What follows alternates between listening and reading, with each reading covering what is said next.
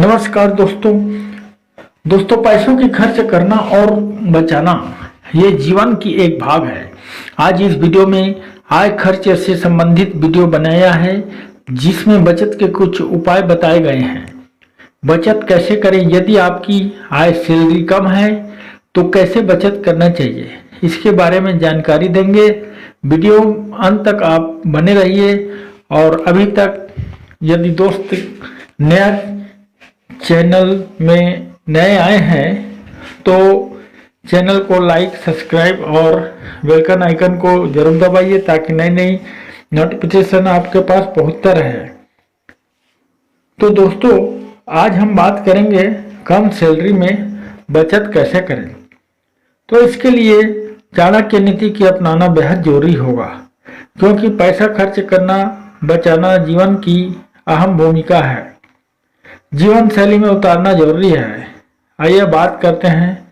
पहला पॉइंट यह है कि मान लो आपका सैलरी 10,000 है और आपको उसमें पैसा बचाने हैं, तो सबसे पहले ये देखना है कि आपकी कमाई कितनी है।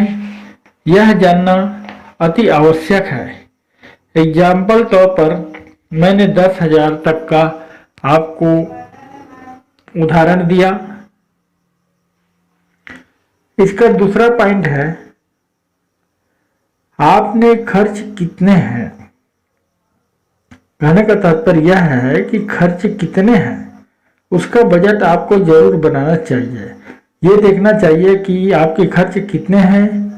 आमदनी इतने हैं तो मैं कितने पैसा खर्च करूं और कितने बचा सकूं। कई लोग ऐसे होते हैं, सोचते होंगे कि हमारी कमाई ही 10,000 है और खर्च भी, तो हम इससे कैसे पैसा बचाएं। उनके लिए भी यह वीडियो उचित होगा। यदि आपके पास 10,000 कमाई है और खर्च भी उतना है तो कुछ करके ऊपर नीचे करके जरूर पैसा बचा सकते हैं।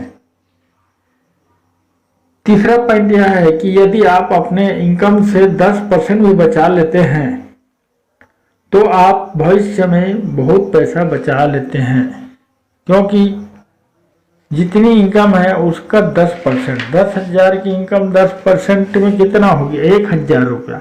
1,000 रुपया भी यदि आप बचा लेते हैं तो आप बहुत बचा लिए। बाद में ये बड़ा पैसा बन गया। अब इसके चौथा पॉइंट यह है कि इच्छाओं का दमन न करते हुए आप अपनी इच्छाओं का दमन न करते हुए सीमित रूप से खर्च कर सकते हैं, क्योंकि आपके मन में जरूर होगा कि पेमेंट मिलने पर ये करूंगा, वो करूंगा आदि सब फिजूल खर्च, या मिलने पर ये करना है वो करना है करके ध्यान में जरूर रखते हुए काम करते होंगे। लेकिन आप इतनी खर्च करते हैं तो अवश्य ही पैसा बचा सकते हैं। खर्च और इच्छा को डिवाइड करें।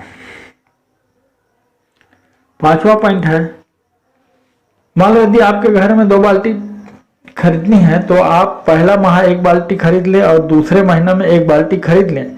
मान लो माह में 4 किलो दाल लगता है तो आप 2 किलो लाएं ताकि आपकी कुछ पैसा बच सके। कहने का तात्पर्य यह है कि यदि एक ही बार खरीदते हैं तो ज्यादा होता है, तो कम से कम खरीदें ताकि सेल्फ मैनेजमेंट ठीक हो। अब यही रही बात बचा पैसा, उसे सेविंग में डाल दें। कम बल्ब चला के बिजली बिल में भी कटौती कर सकते हैं आप।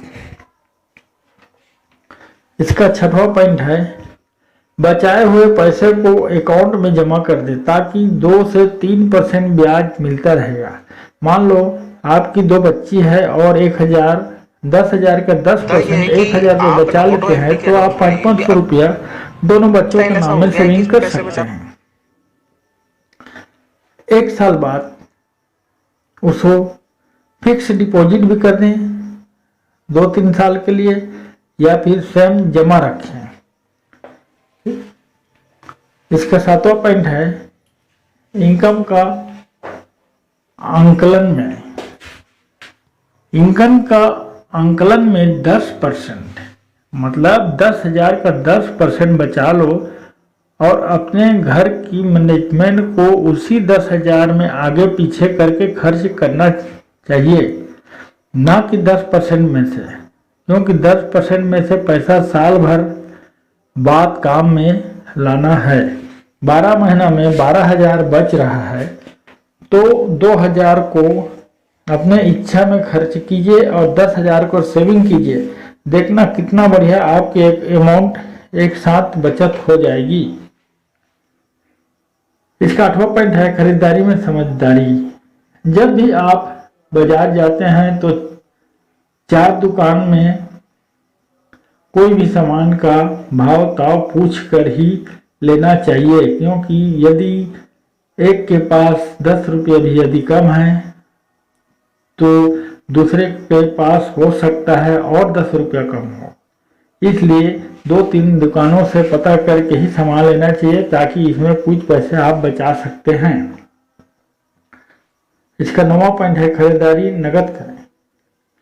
आपको जब भी खरीदारी करना है तो सीमित रूप से नगद खरीदारी ही करें, क्योंकि नगद खरीदारी करने से आपको नगद पैसा देते समय दुकानदार से छूट के रूप में 150 रुपये कम करवा सकते हैं।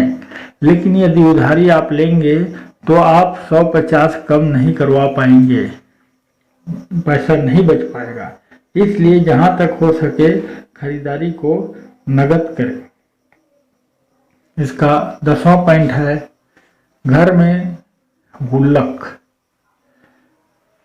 मार्केट से या जो भी खर्च है, खर्च करने के बाद यदि छुटी फूटी पैसा यदि घर में जेब में अभी यदि बचता है पैसा, जितना भी बचे उस पैसे को एक गुल्लक रखना चाहिए घर में। इस गुल्लक में उस पैसे को डाल दीजिए।